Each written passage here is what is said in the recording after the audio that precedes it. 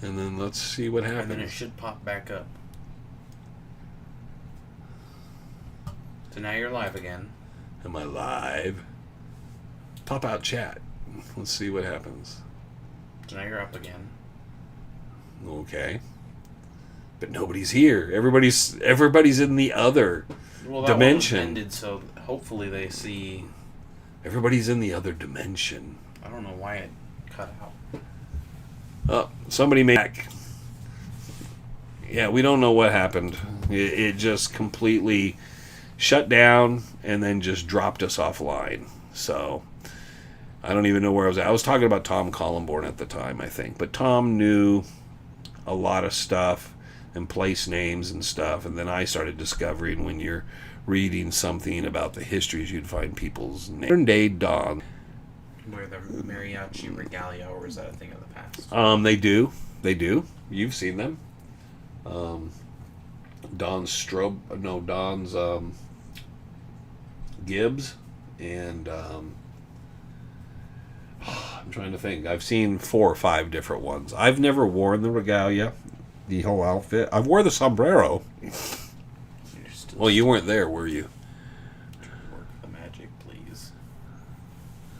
You're still stalling a minute ago. So there's a problem with the Wi-Fi. Yeah, it's dropping frames and buffering. Well, I got it over here. So it's showing it's here. Well, you can close that other pop-up chat, can't you? What? What are you doing? I'm trying to figure out what's going on. See? That's what's happening. That's what they're seeing right now. They're seeing us like jerky? No, they're not seeing us do much of anything, are they? Let me close the old chat. Okay. I don't know. Yeah, the internet's... It's losing... The Wi-Fi's fine. I think. Stop putting a bug in my ear. He's just pulling a prank. Good video on the Jenkins load. He's hiked through Peralta Trail where the ranch was an old road. There was an old road behind it. That old road there is behind it. Still have you. It's time for Starlink.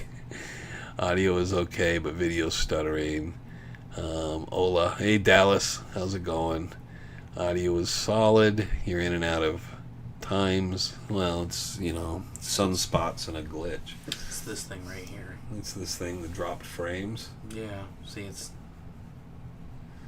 Do I need to move that box back in here? I can try that real quick. Yeah, see if that'll make things better. Anyhow, yeah, we kind of got all over the place and stuff. Tom pulling a prank on me from the other side.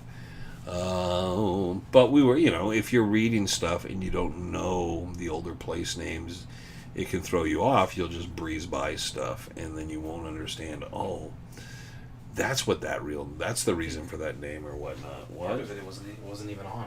Wasn't even on? No. Well, that's not good. Okay. What's that? Okay. Let's see if that helps.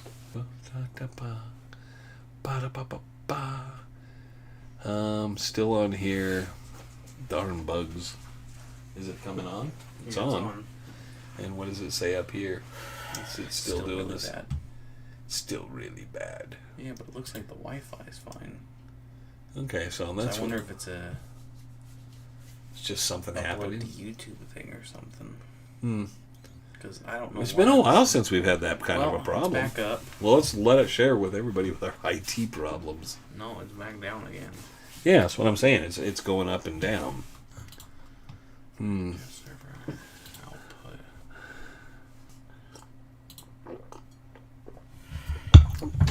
I thought the lost Dutchman. Well, it's never been found except by the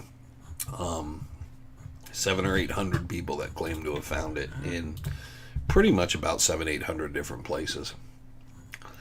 That's always Everyone that writes a book, not everybody, but most people that write a book to talk about how they found it. Unfortunately, they're never in the same place, and none of those ever show us any physical indication that, they'll say, oh, well, we took a XR gun and we matched up this ore. Okay, well, we didn't see that, and we don't have that data. You can always fake data.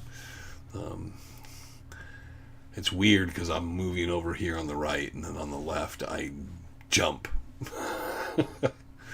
And Trevor's trying to figure it out. Yeah, a lot of good that Masters did for you, that you're just sitting here puzzled by the laps. Well, Stream health is lower than the recommended bit train. Yeah, but it's this right here. Yes, I know what you're it's talking. Higher, but the miss is so it's it gets up where it's in the yellow, which is healthy. Okay, now the stream's healthy. Except yeah, but it doesn't move. At all. It doesn't look healthy. No. So I don't know what to tell you, Trevor. Except now it looks it cut out. And then it cuts out. So I don't know what's going on. Well, yeah, where are you doing? I'm here, I'm not. I'm here, I'm not. Audio's still good. So, yeah, I'm just going to keep talking because while he's working on it, because the audio's still there. So, again, there's, we do so many of those in this day in the superstitions. And I did speak earlier on the fact that there are people that want closure. So it's better to say, oh, I found it, and rather than sit there and go, man, I was never smart enough to find it. But people write books, and a lot of times when people write books, they're just writing books to say, I found it. And anyone that's written a book in the last 10 years about finding it, is there really that much difference between anyone in the last 50 or 60 years that wrote a book about, I found it? Because Jay Fraser did that. Trying to remember, Ramsey did that. There's been a lot of books on people who found it and tried to put their findings forward.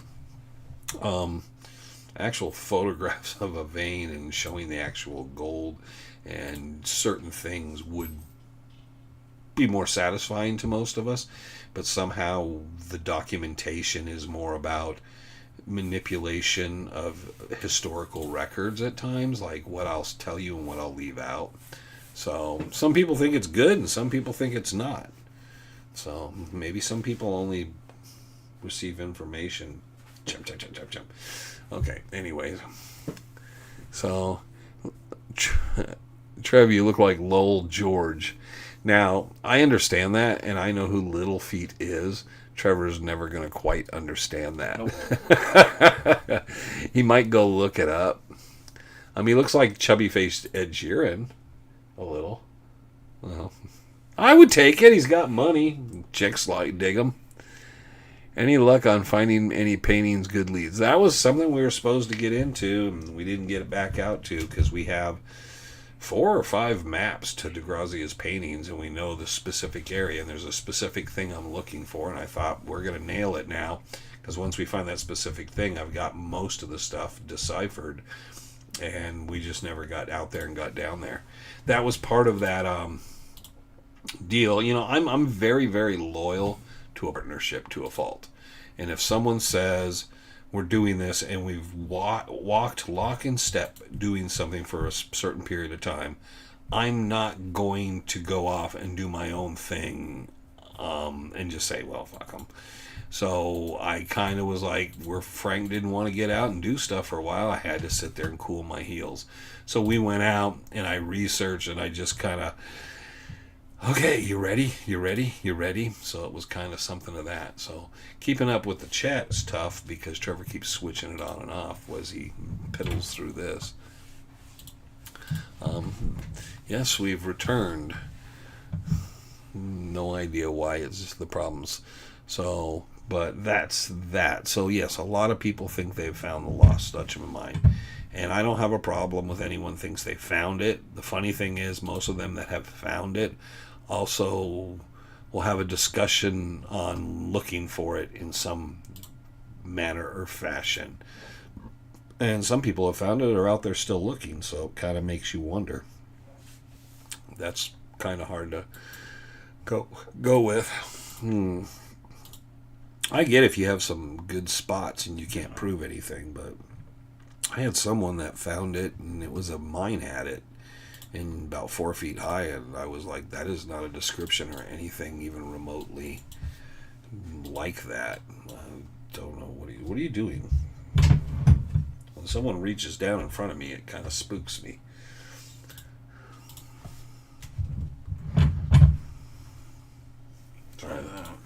Try that. I don't know. Well, there's that lag, so I don't know what's going on with the lag. I don't know. Is this supposed to be green or yellow? That should be green. Yeah, we have never hit green, have we? It has a couple of times. Okay. So we're going to live with this long as you guys keep telling me that my audio's good. We're going to sit there. Yeah, I don't know why it's doing that. What do you think about the names, the Red Mountain stuff?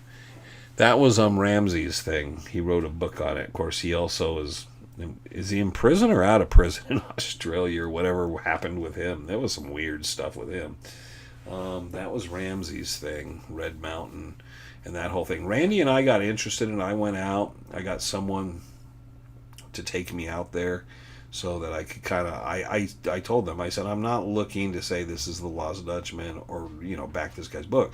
I just wanted to look at some of the area and what he was particularly talking about. So they took me in, and I got to look at some of it. I didn't think much of it. I didn't understand where all that was really coming from. He did do a book, and it has photographs of stuff. I'm not so familiar with it. It's been a while since I've read it.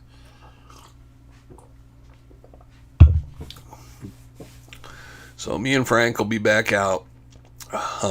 That'll be a private message, Dallas. I don't tell people like, oh, me and Frank will be out tomorrow at 12 o'clock noon. Here, we'll let you know, Dallas. I'm not going to make a global shout out. I just read Ghost Gold. It's kind of fictionalized. I talked about that in the video we did about Superstition's Gold. That's just an embellished version. And I'm working on new edition for the Dawns that doesn't change the original Superstition's Gold, but has some background information. And one of the things I'm finding out is I think Brownie Holmes was one of the few people they were able to talk to, and Orrin Arnold talked to him a lot, and that's where he pulled a lot of his information. And that's why it's kind of weird. It starts out with the whole romance thing, and then it turns into the Brownie Holmes fan club. Let's see, what do you think about the name? Okay, Red Mountains and all that. Are you still looking out there? Yes.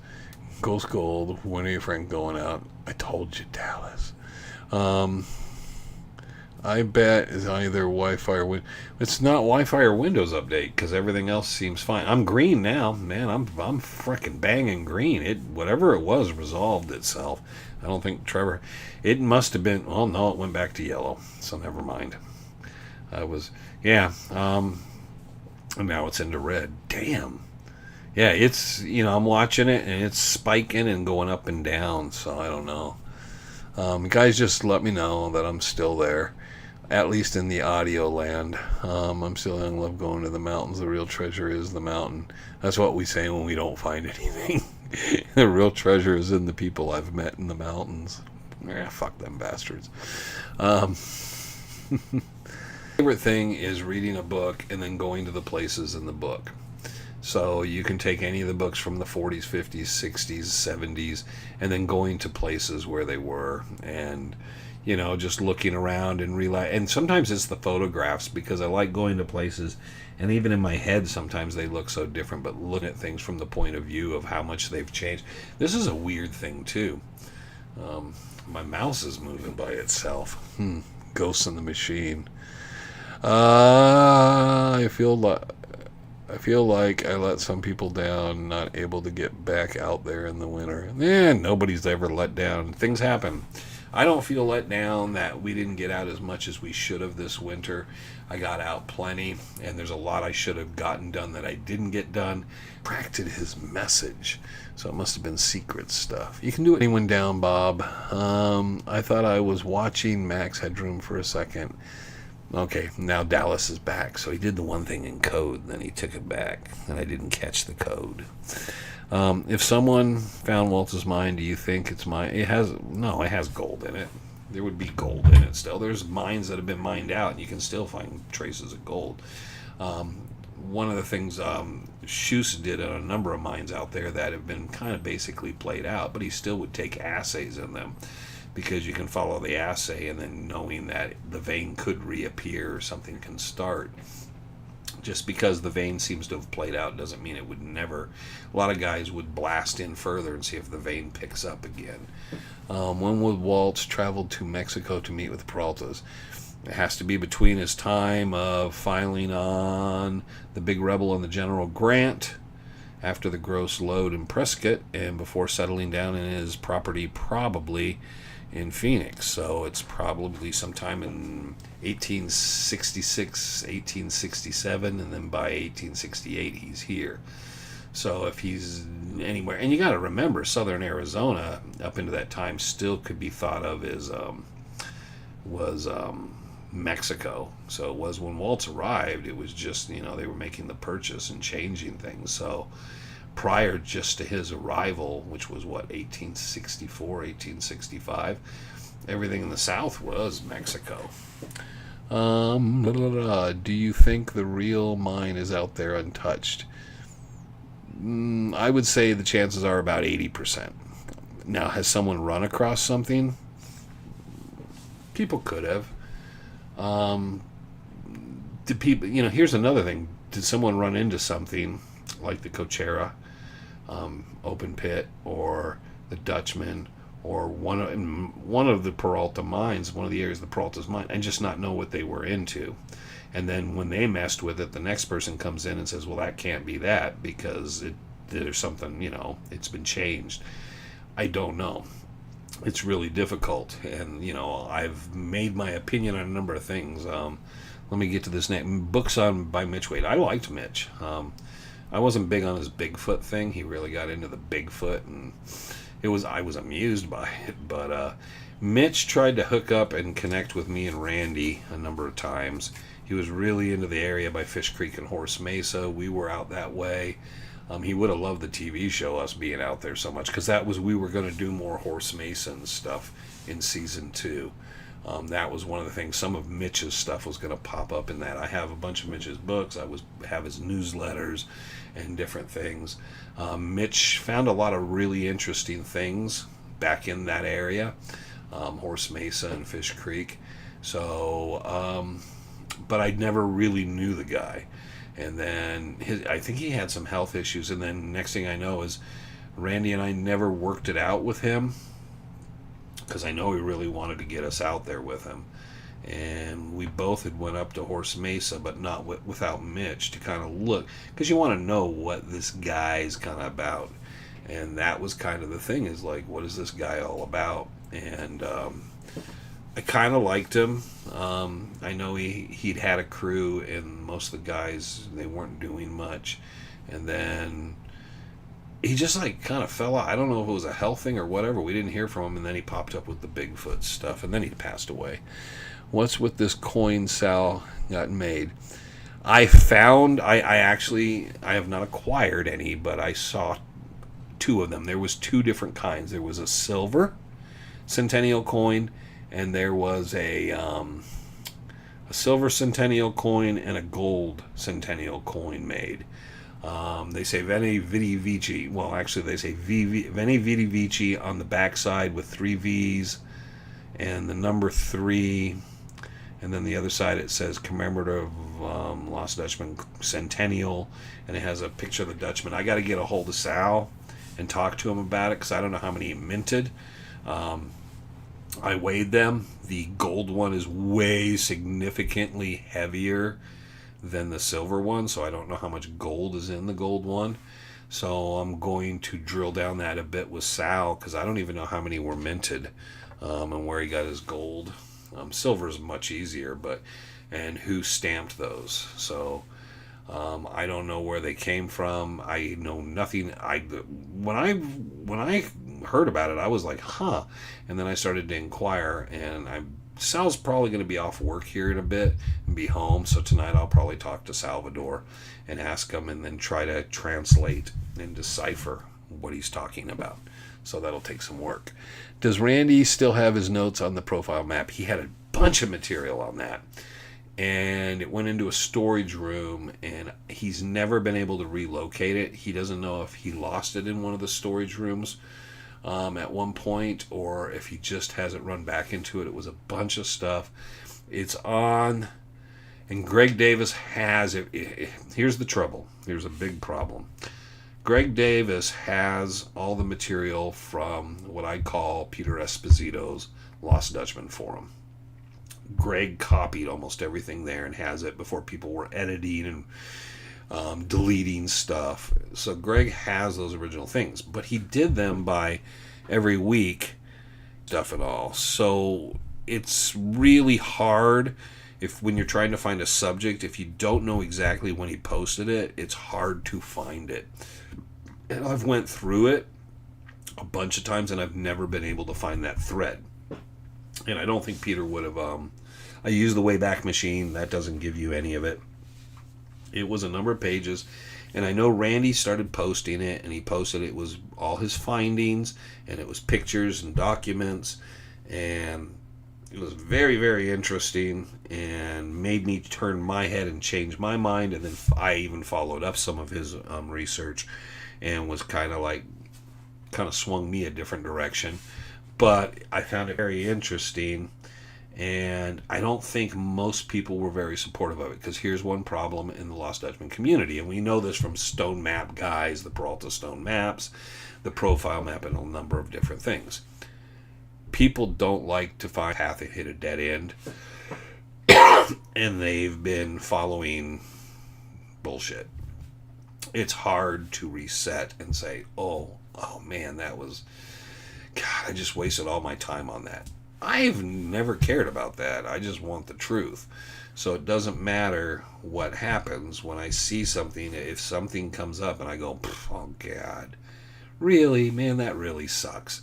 And then I just basically, I don't throw everything away. I put it there, and then I make sure there's a note in it of what it is. The Doc Thorne story, and a lot of that stuff has completely a different story now. Just that happens, and when it happens, you have to go in and say, okay, we know so much more, and we know this for a fact, and this is what this is about. And thank you to the people who did that. Randy did that with the profile map.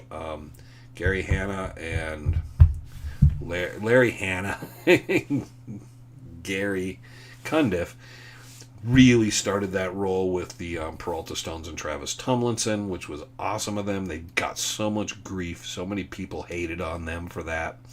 I'm trying to think of someone else who did something. The Doc Thorne story, Thomas Glover did a really great job of going through and researching. He spent a lot of time pulling documentation and changing that narrative. And it's not popular. People want to go back to the old mythology popular tale. And it's hard. When I went to do what was the History's Greatest Mysteries, they had a thing. They had it broke into 5 parts. And one of the parts was, and we changed a lot. They allowed me to sit down and rewrite all that. They had the Doc Thorne story, because that's like one of the original main big stories. But they didn't want to do a story on, that's not really true. And then the Peralta Stones, and I told them, you got to avoid that because it's such a can of worms for everybody. And, it's one of those things that just briefly picks at people's interest, and then there's a small segment of people who are very, very attached to it that will be totally 110% in, and then you'll find out 98% of your audience could give a crap later. So it doesn't retain an audience, which is what I warned when we kind of started going into this whole Tomlinson map and Peralta Stones. And that first episode, I turned to Frank and said, they're fake. And I tried to get us off of that, because we opened up at like 1.6, 1.7 million people, and then it started to drift backwards. And then the moment we got off the Peralta stones and started going a different direction than the Peralta stones, the numbers started going right back up, and we ended up around 2 million. So we got down when we were fully invested on like episode 3 or whatever, or 4. It was like all Peralta stone, getting Peralta stone crap and all that. That was our lowest ratings. Once we dropped the Peralta stones and went a completely different direction, everything bounced right back up. We picked up like 500,000 viewers immediately. But that's that thing, is some people are totally into it, but it doesn't necessarily capture people because people start seeing problems with it.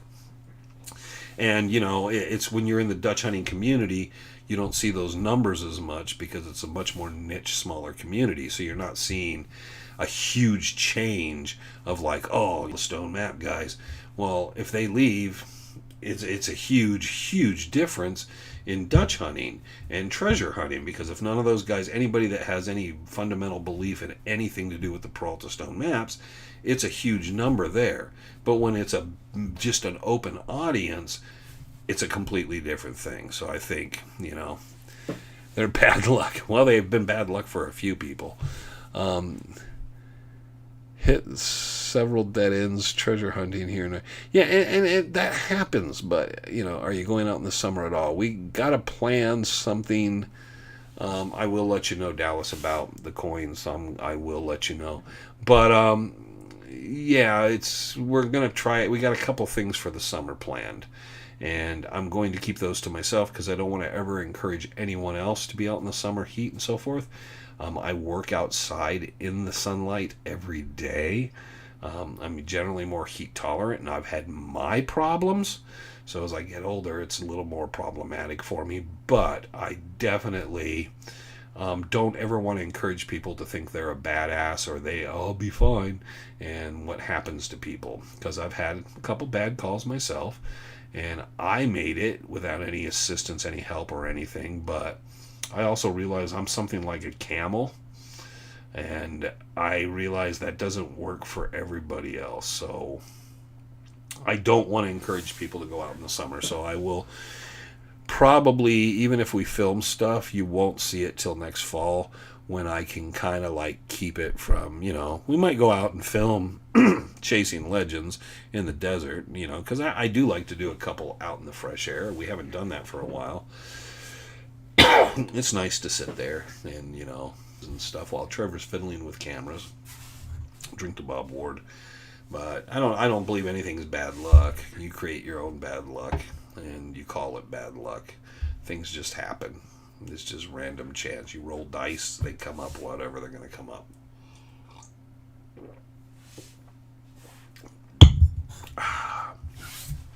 So that's that. But yeah, Randy's stuff in the profile maps, every couple of years, a few years, I bug him. Have you ever run into that? I don't know, dude. I've been through boxes in the garage. I can't find it. Someday I will run across it at Greg's. There was something at Greg's that Greg found. He didn't know it existed. Me, where we met somewhere. We were meeting somewhere for something else, and Greg brings it and shows it to me. I'm like, holy crap. Took a picture of it. I took my phone and I made sure I made copies of it, so I'd have copies of it, and then I'd keep it on my phone. Geez, man. I asked Greg today about it and said, hey, do you know where that is? Because I can't find my copies and it's not on my phone anymore. And Greg has no idea where it is either. And we're like, back to square one. We know there's something. We don't know where it's at, where he filed it, because of how much. I mean, let's just put it this way.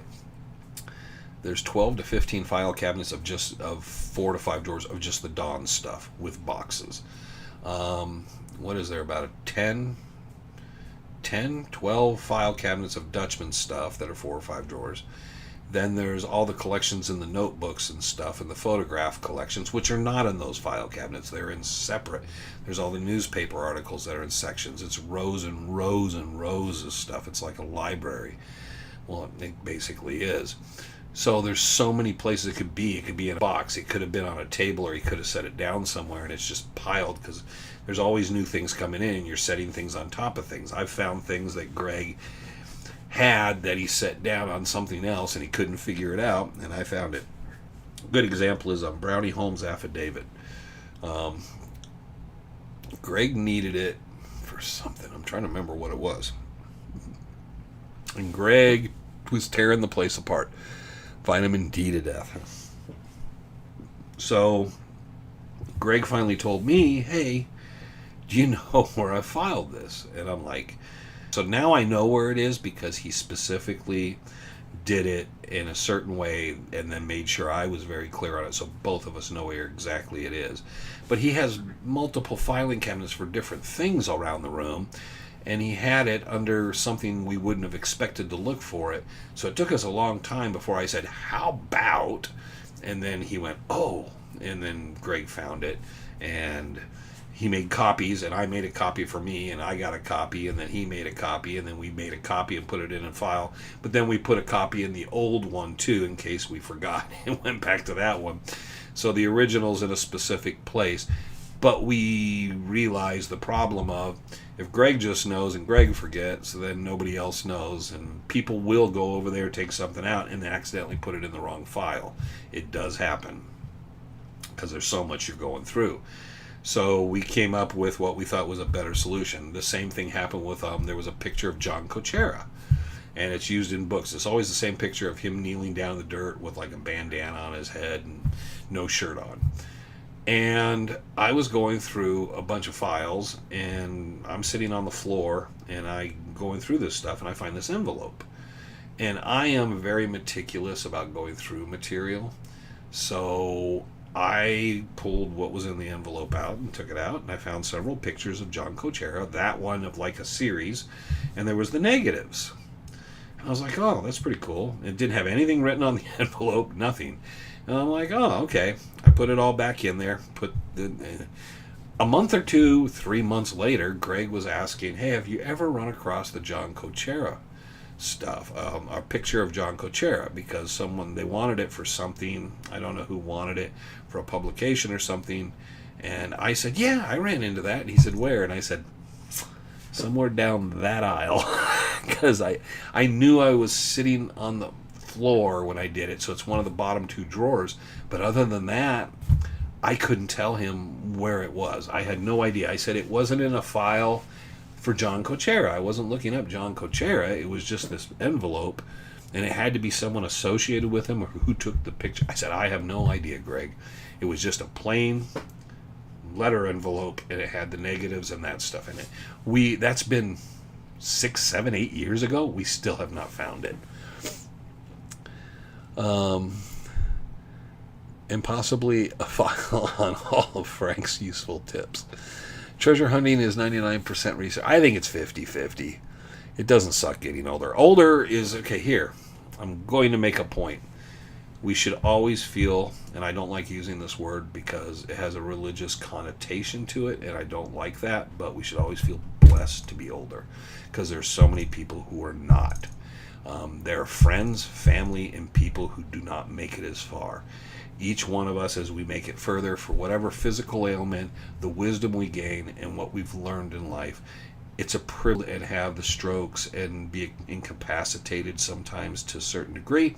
But at the same token, he would not have that wealth of knowledge being younger, and the ability to discern and go and what he's done and he's accomplished. So it's a privilege, and it's definitely a really good thing to get older, because I wouldn't want to not have experienced the last 10 years.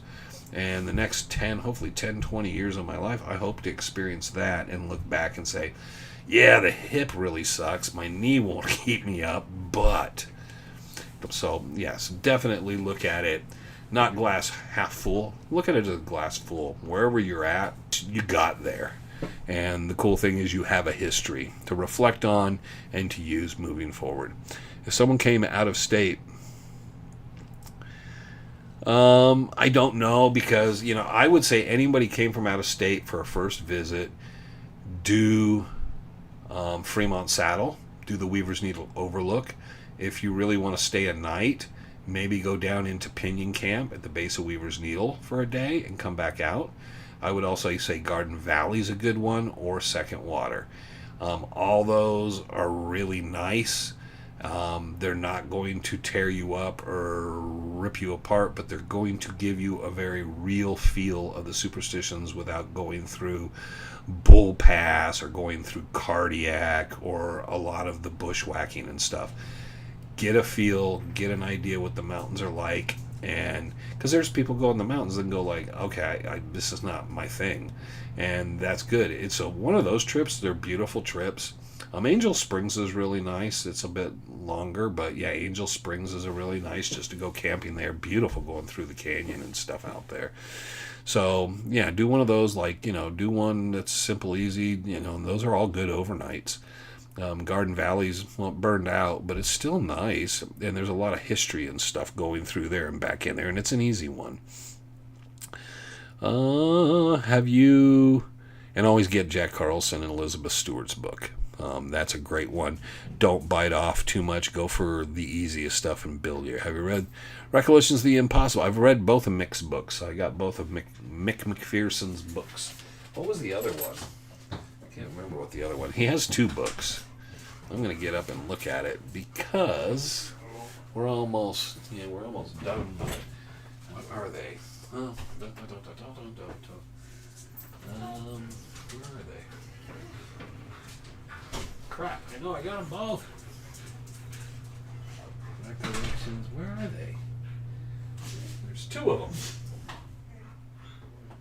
Recollections of the Impossible. And what's the other one? Is this it? No. I don't remember what the other... Recollections of the Possible. I have them. He did 2 books. I know he did. I don't know where the other one is. But yeah, Mick McPherson did 2 books. One of them I know you can get it in color or black and white. I think both the ones I got are the in color ones because I paid more for the in color one. I like Mick, man. Mick's a cool dude, man. I like Mick a lot. He's always in a good mood and happy, man. I like Mick a lot. True. Okay. Amen, Wayne. Every day. Yes, it is. Mormons and gold. I don't know nothing about Mormons and gold. Mormons can look for gold. Is Wayne Tuttle releasing a book? No. I've thought about it every time I think about it. I've been through that. I wrote about it in journal for whatever reason during that time. They did a repetitive thing of publishing articles by people. I had 5 or 6 different articles about different things. History of the mountains. I had one on Tex Barkley that was really good because I used Nancy Barkley McCullough as a source. I wrote some really good stuff, and for whatever reason Greg Davis kept overlooking what I had at the time. This is quite a while back, and it finally, I decided before they ended the journal, they did one where it was all Jack San Felice articles on the Silver King and a bunch of others. It was like a Jack San Felice parade. And I turned to Greg and I said, I'm not going to do that now. And I said, because if you couldn't put one of my articles in, but there was some blatant BS lie stuff by people who just made stuff up, and then you're going to do entire journals for one person. It's not doing what it's supposed to. It's not giving anyone anything. I don't know why you're doing this. You're catering to people. And so I told him, no, I'm not going to do that. And then I thought, well, I'll take those articles, use those for chapters for a book. And I just have never been able to necessarily figure out how do you begin and work that out. I have an idea. I have 3 or 4 ideas, because I even told Trevor one day, with all the documentation on an Adolph Ruth, why not just write an Adolph Ruth book? How you see that, hopefully even with the buffering, it's still the audio's working, because I can see it, but I don't know what it's doing. I don't know. I'm getting fed up. It's about time to end anyways, because it's getting stupid. It shows I still have Wi-Fi and everything. Okay, but anyways, the answer kind of comes in the end is there's stuff I want to do. I want to work on an edited edition of this. Superstition Gold for the Dawns of Arizona. There's a couple things I want to work on to make sure they're available to the public. So I might do something like that to get my feet wet. I just don't have the patience. I just use yellow pads and scribble all over them and then put those in files where they belong. I am terrible. I'm good at writing. I used to write a lot of articles and newsletters and a bunch of different stuff. But I sometimes don't have the patience to sit back and go through and then edit and make sure everything's spell checked properly and do everything properly. So it becomes very difficult to slow myself down for that. Someday I will be, and maybe at that point, boom, a lot of people do that. So might be stalled again. Is Hank Sheffer, Clay Wurst, and all those guys from, Clay Wurst, tired from Dutchman. Well, Clay's 96. He still thinks he's going to go out and find it. Hank Sheffer, I don't think was ever really a Dutch hunter. He might have been interested in this Lost Dutchman. I go, anybody can be a Dutch hunter. We'll put that out there. Anybody that's a treasure hunter that has any interest in the Lost Dutchman can be referred to as a Dutch hunter. To me, Dutch hunter is a core group of certain people and a certain thing about it. So I count among the people I knew in that circle, Tom Collenborn, Clay Wurst, Bob Corbin, Ron Feldman, Bob Shoes, Rick Gwynn. There's a lot of people. And you would see these people at the rendezvous, and everybody knew each other. And then there's an outside group. Now, Jack Sanfelice was one of the few people that kind of, for whatever reason, managed to be a guy from outside, and everybody's from somewhere else, but Jack was able to become kind of part of that circle to a degree. Now, that was more attached to, I think, Ron and Jesse than everyone else, but I like Jack. Jack is one of the few. If you look at the Treasure Hunter a Year awards, you will notice certain people that will never be considered and certain people that are left out of that. And, people will bring things up to me and I'll just be like, it's just not going to happen because that's not who they are. So we could give them special recognition in some sense, but special recognition is it's someone we all appreciate. It's like you were a contributor in appreciation. So when you're talking that group, that's kind of and Larry Hedrick says straight up, he's not a Dutch hunter. He spent time with Tom in the mountains, but it's very different. So I don't know. All I knew was Charlie LeSueur, for whatever reason, wanted to do a YouTube channel. We were already doing YouTube. He talked about doing something. It was going to be the truth. It was going to be the fact, not the fiction. And then he immediately went and did Tom Collenborn's Ride Through Time, paraphrase. Even sometimes you can watch them looking down, reading the stuff. And then they just did some other stories that I don't know where they were pulling it from. And it was kind of odd because Charlie and I joked about it. I said, you joked we were all Hollywood television, yet my YouTube is actually bare bones stripping things off, trying to say that's not true. I'm not out there not to hurt feelings. I'm out there just to tell the truth. And he went it was kind of a joke, and we got along, but the way I see it is that's the stuff for the big general public consumption that you don't care if you're hearing the truth. If you just want to hear the lore of the Lost Dutchman, if that's all you care about and you don't want to know why the folklore is the folklore, you just want to hear the folklore, that's that. And it's a very different thing. I understand the folklore and things have to do with things, but it's very different. So, and I'd like to say that people understand is that the Larry Hedrick I talk to personally, the Clay Wurst I talk to, are very different than the people you hear speak publicly. We all get along fine, but our discussions are very different than what you might see them note. So I like Larry a lot, and we get along really well, and I have to call him here in the next week about something and talk with him. I consider him a friend, and I consider him, he's a good guy, and he's friends with Tom. And he's contributed a lot to the foundation in the formation of the museum. And so I recognize all that, but Larry himself would say, I'm not a Dutch hunter. I'm not a Dutch hunting guy. And there's limitations to certain things of knowledge. He's really into Civil War. I mean, there's a certain amount of knowledge that it's unfortunate that they don't really push that. And I know it's mystery, the superstitions, but Larry is incredible, knowledgeable about a lot of history with the Civil War and stuff like that. So it'd be really cool if they were able to do some of that stuff. Jersey's having kick-ass storms. Has anyone notified it's 5 o'clock at Wayne's house? My kind of guy. Don't ever change. There you go. Have you been to the mine on Bluff Springs Mountain? I've been to a lot of mines on Bluff Springs Mountain. That mountain is just filled with mines. I've been through all kinds of pit mines, tunnels, all kinds of stuff. Dallas, you'd have to narrow that down, because I can think of offhand 25 really interesting mines up there. Walter Gassler had one up there.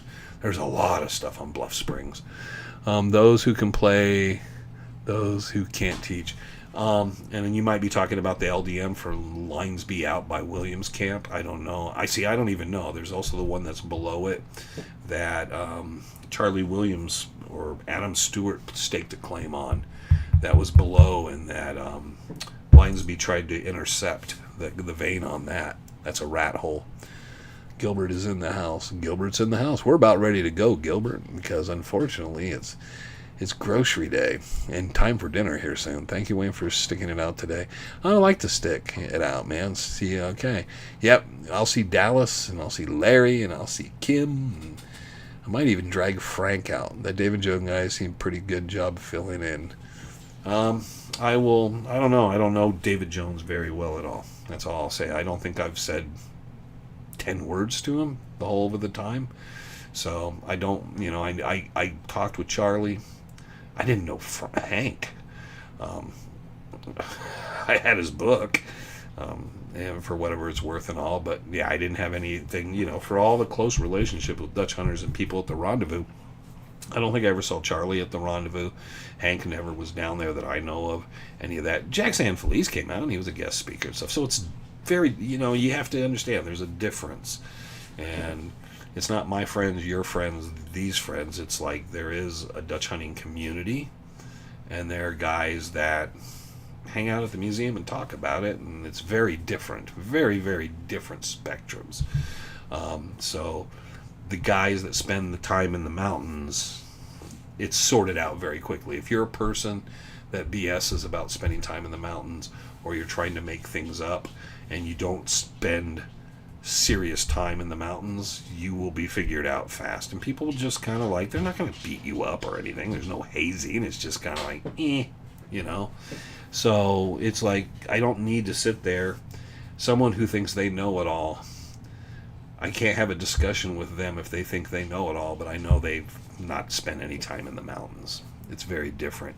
And, there are people I know. I can usually recognize people real quick that have spent some time in the mountains.